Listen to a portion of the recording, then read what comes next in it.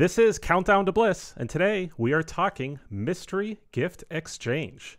With us, I have sidekick Sue, and on the phone we have Brian Nel from Cape Town, South Africa. Say hi, Brian. Hey. How's it going? It's going very well. A nice warm day in Cape Town. Hi, Brian. I'm so excited to talk to you. I haven't said anything because I want it to be this element of surprise because I'm talking to you for the first time. I'm so excited. I've been chatting with you online. I'm a mystery? That's what you are. We actually, Brian, it goes back to, I looked back on the roll call. I started the roll call I think it was January 17th maybe, and you were the second person to join in, 2 hours after we had started it. So you are Mr. number 2 on the roll call. I beat Sue? You did. You Really? did. Sue's not that active on the roll call. I'm not. It's his passion, and I just do what I'm told. So when he tells me to jump in, that's what I do. So. But we were so excited when you joined, and once we learned what you do for a living. Go ahead and share your amazing career that you do. Well, I am a safari director, which is a glorified travel director. I take people on safaris, all the different kinds of safaris that you can do in Southern Africa. So we do boating canoe trips amongst the elephants. We go on jeeps looking for lions, eating impalas or whatever they can find to eat. Not us, hopefully. And yes, travel around Southern Africa showing people the safari world. So today we are discussing mystery gift exchange. You had volunteered to set up this event for everybody on the roll call, and you want to give a quick overview for what this event entails. Absolutely. Because I'm a natural giver, I just can't stop giving. It's a natural event for me to host.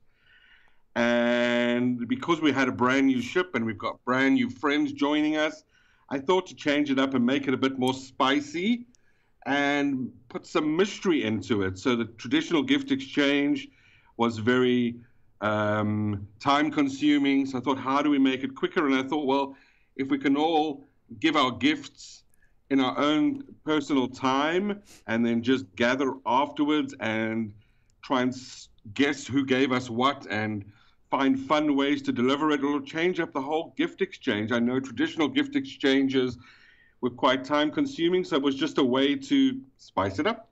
Yep. So traditionally, a gift exchange on a cruise is typically everybody gets together in a room and it all takes place right then and there.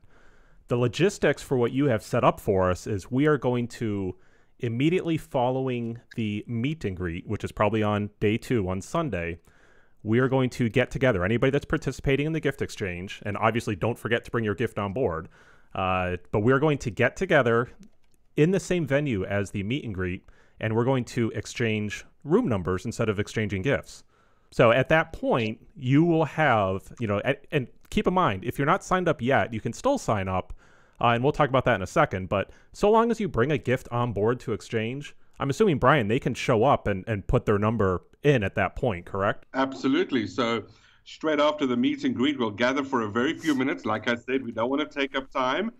So everybody that has already signed up will then receive a gift from Donnie and I, and then you will draw a cabin number from a bag. And at this point, anybody that wants to join in, you're absolutely more than welcome to throw your number in the hat. And then you will take a number. You do not need to bring your gift to the initial event. You just show up and get a cabin number, keep your gift under wraps in your cabin, have it delivered before the next Saturday the 28th. And then you will then, on the Saturday the 28th, once you have taken delivery of your gift in a mysterious way, bring your gift to the reveal and try and guess who gave you those weird socks from Alaska or who gave you the honey from Toronto. So you're going to try and figure out who gave you what and also who ended up with your gift. Fun. That's going to be a lot of fun. So there's 2 pieces of this. Essentially, you want to give a gift that may or may not give a clue as to who gave it. And then there's also the issue of how do you get that gift to the person? All you have to go on is a room number. So somehow you have to come up with either a creative way. Now, certainly you could just leave it hanging on the door. But part of the fun of this is how can you surprise somebody with a gift out of the blue where they weren't expecting it? and you might be having so much fun that you forget to deliver it. Then bring it on the Saturday and hide it in a cupboard. Yeah. Oh, how fun. So essentially once the exchange takes place, we have 1 week to do our own special exchange where we get the gift to the person. And then, as you said, we're going to get together on the following Saturday. And you want to give a quick overview of what's going to take place at that event once we get back together? Well, by this time, we should start to recognize each other and know each other by a little bit. So it'll be a big social gathering. There'll just be everyone in the room trying to figure out, did you give me this gift? Oh, that's my gift. I'm so-and-so. And you can then reveal your gift. It'll be a social. And Donnie and myself will be working the room, trying to figure out who had the most mysterious delivery, who had the gift traveling the furthest, who had the most mysterious gift. And for them, we are bringing special prizes all the way from Cape Town, South Africa. And we will be awarding the prizes at this informal social event. So it's not structured, it's informal. Everybody tries to figure out how they got what from whom and where. I love it. That's exciting. I can't wait to meet you guys. Now, let me just clarify, because I have been calling, and I don't know if you say it in your South African accent. Is it Donnie or is it Danny? Because I've been saying Danny according to the spelling of his name, D-A-N-I-E. But is it Donnie I should be saying? So when Donnie travels in America, he tells Americans to spell his name Barney with a D. Oh, okay. Okay, so it's a soft A then, a short A. Because in the Germanic language, you say Daniel, you say Daniel, not Danny.